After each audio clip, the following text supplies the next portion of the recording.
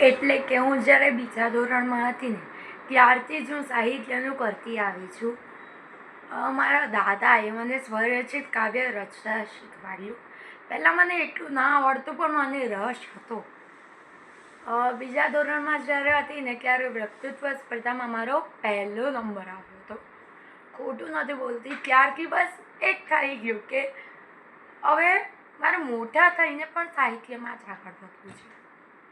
તમે ખૂબ સાહિત્ય માટે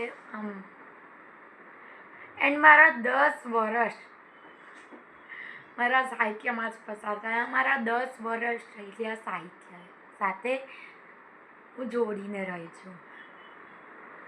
એટલે કે બીજા ધોરણથી એમ તો બીજા ધોરણમાં વક્તૃત્વ સ્પર્ધા એટલે પહેલાંથી મેં મહેનત શરૂ કરી દીધી હતી કે મારે નંબર લાવવાનો છે, બટ પહેલો નંબર લાવવાનો છે મને ખબર જ નહોતી.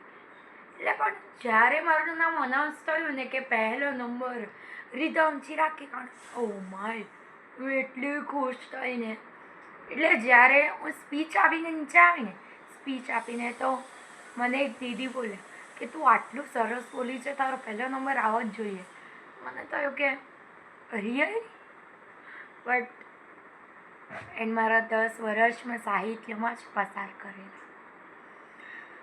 અને આ મારા મીન્સ એ વાત. અને પહેલાં 2 વર્ષ શીખવાનું સમજવાનું, બીજા 2 વર્ષ જાતે થોડું થોડું લખતા શીખવાનું, પછી થોડું સરખું લખવાનું, વચ્ચે ભૂલો થાય પણ યસ સ્પીચ લખવાની, પછી સ્વરચિત કાવ્ય બનાવતા.